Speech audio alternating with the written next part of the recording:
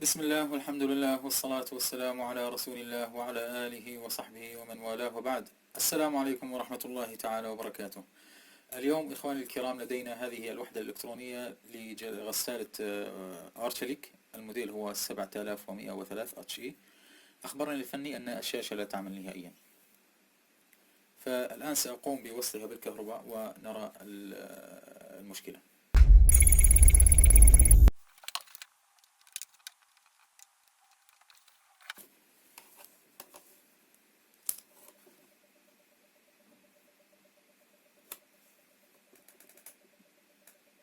إذن لا يوجد إشارة للحياة، ولكن أسمع صوت في الوحدة.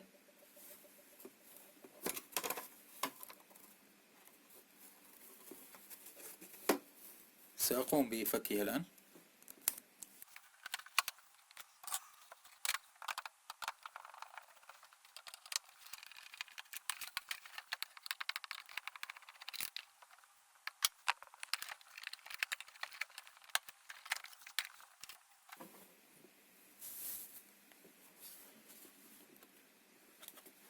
هذه هي الوحدة.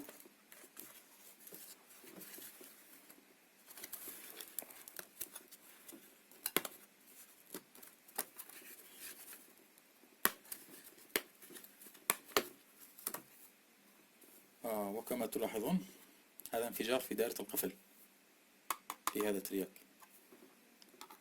طبعا الانفجار ليس في هذه الناحية، الانفجار في هذه الناحية هنا على الترياك، لكن بما أن الطبقتين هاتين متقابلتين فانتقل أثر الانفجار إلى هذه الناحية. فالغالب أن المتحكم فيه دائرة قصيرة، فسأقوم بفحصه الآن والتأكد من ذلك إن شاء الله. بركة الله. طبعا هذا هو مكثف ال5 فولت المسؤول عن فلترة الجهد للمتحكم، فسأقوم بالفحص على طرفيه. إذن كما ترون هي دائرة قصيرة فعلا، فغالبا هي المشكلة من المتحكم. فسأقوم الآن برفع المتحكم من مكانه ثم أعاود الفحص على نفس المكان إن شاء الله.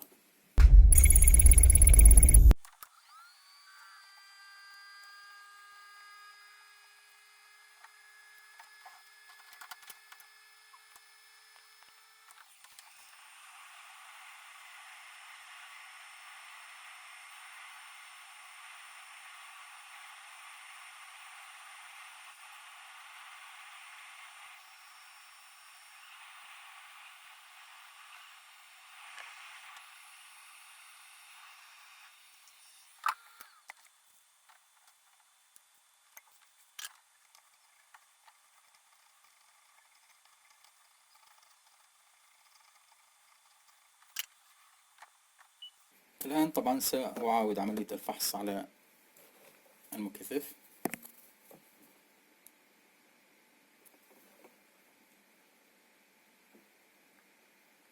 وكما ترون لم يعد هناك دائرة قصيرة، إذن المشكلة هي من المتحكم.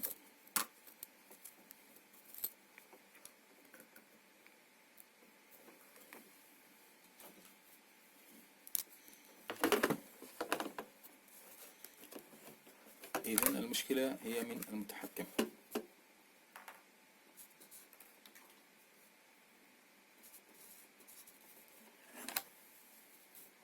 فالآن بإذن الله سأقوم باستبدال المتحكم. طبعا سأقوم بعملية التنظيف بداية، ثم سأقوم بفك هذا الترياك بداية.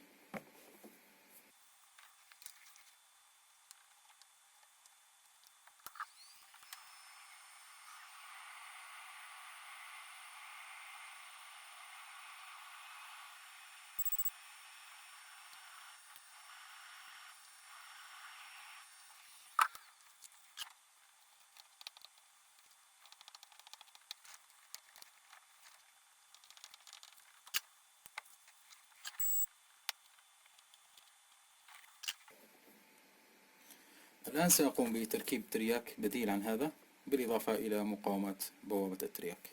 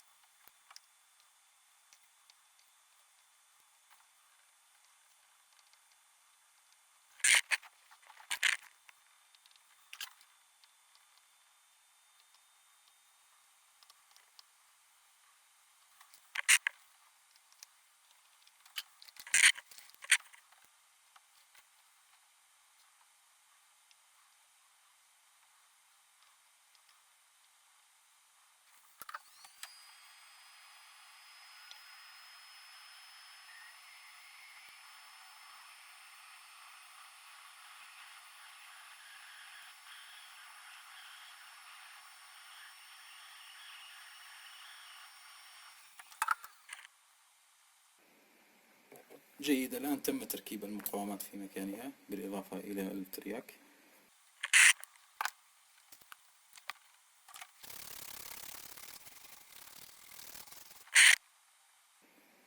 يبدو أن هناك قطع في أحد المسارات نتيجة الانفجار.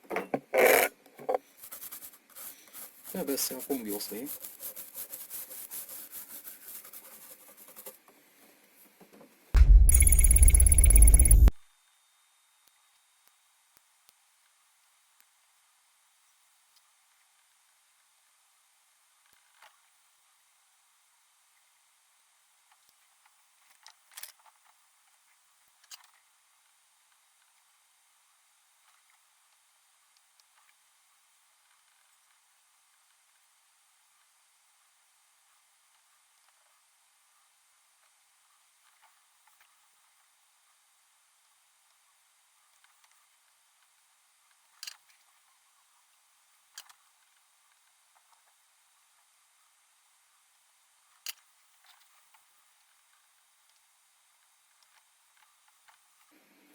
جيد، الآن تم وصل المسار المقطوع.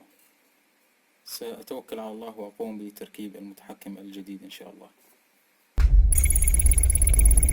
الآن سأبدأ بعملية تركيب المتحكم على بركة الله. طبعا هذه هي المتحكمات.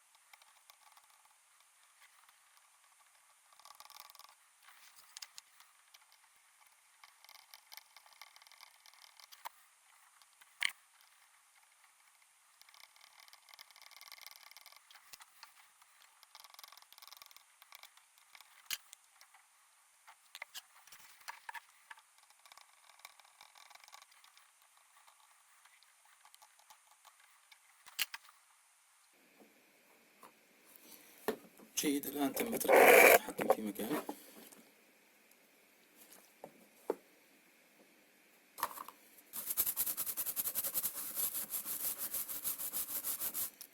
الآن سأقوم بوصل الوحدة بالكهرباء للتأكد من سلامة دائرة التغذية، ولو أنه كان من المفروض أن أقوم بذلك قبل تركيب المتحكم، لكن لا مشكلة.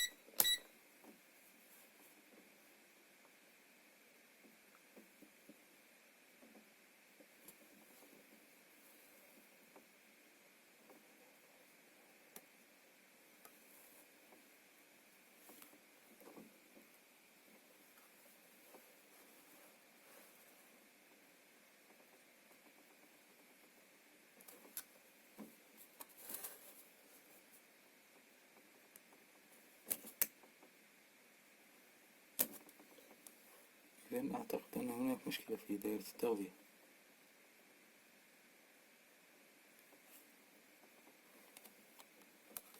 جهد 300 غير موجود أصلا. لاحظوا أنا وصلت بالخطأ.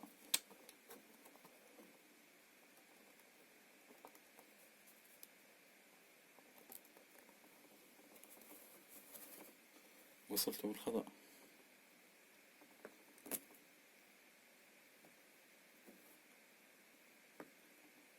إذا هذا جهد 5 فولت. نعم أنا كنت وصلت بالخطأ، وصلت هنا على دائرة الصمامات. إذا هذا هو جهد 5 فولت كما ترون، والشاشة لا تعمل. لماذا؟ لأن المتحكم فارغ، ليس فيه أي سوفت وير.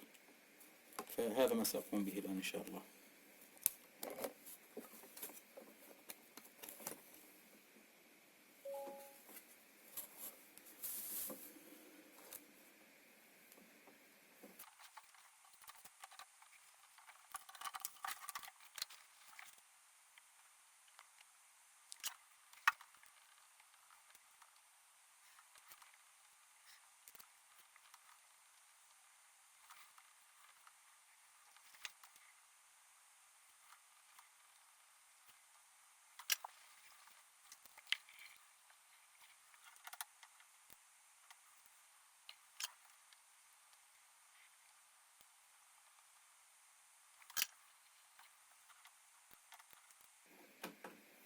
جيد، الآن الوضع جاهز لعملية البرمجة. سأقوم ببرمجته على بركة الله. بسم الله.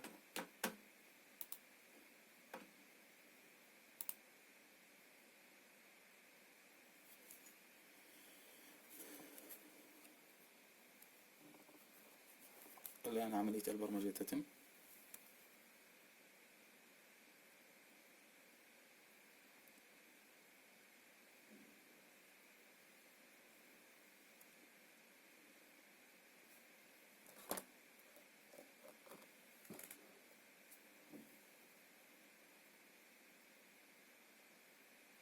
بقي القليل إن شاء الله.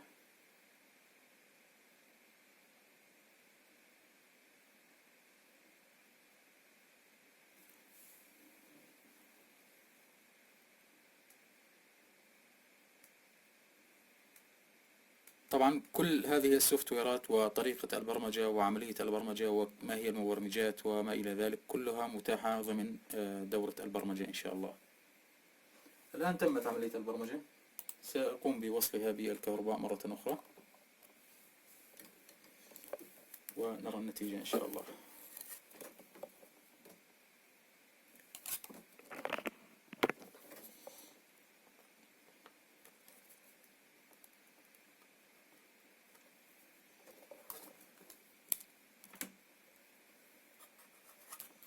وكما ترون هذه هي النتيجة. الآن الشاشة تعمل كما رأيتم. طبعا الآن سأقوم بوصل الوحدة بجهاز الاختبار وأقوم بتشغيلها على بركة الله.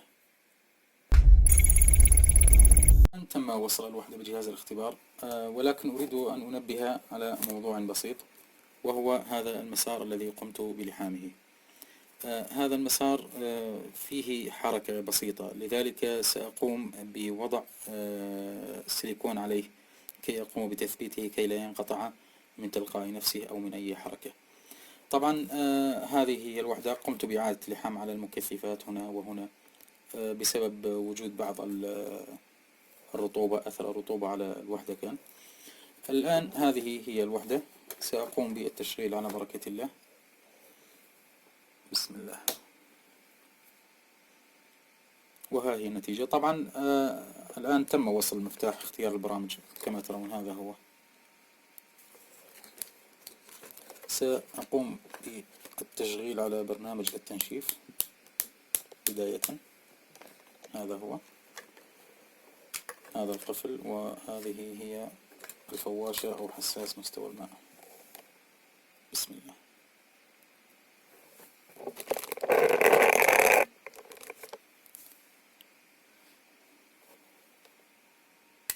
تم قفل الباب الآن والمضخة تعمل كما ترون، وهذا هو المحرك يدور الآن. إذن تم إصلاح الوحدة والحمد لله بعد إعادة استبدال المعالج وبرمجته من جديد. الآن سأقوم بالتشغيل على برنامج الاختبار. طبعا سأقوم بإطفائها أولا، ثم نضع مفتاح اختيار البرامج على البرنامج 90 درجة. نضغط على هذا الزر باستمرار ونقوم بالتشغيل، وهي كما ترون الآن في برنامج الاختبار. الآن المحرك يدور باتجاه اليسار، ضغطة أخرى يدور باتجاه اليمين،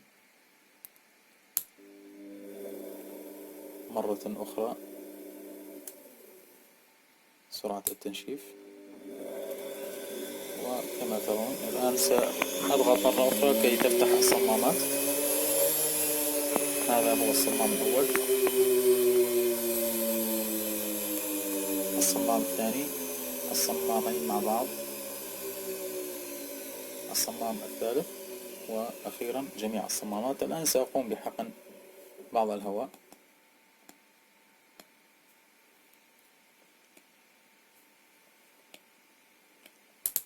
وهذا هو السخان يعمل الآن والمحرك يدور.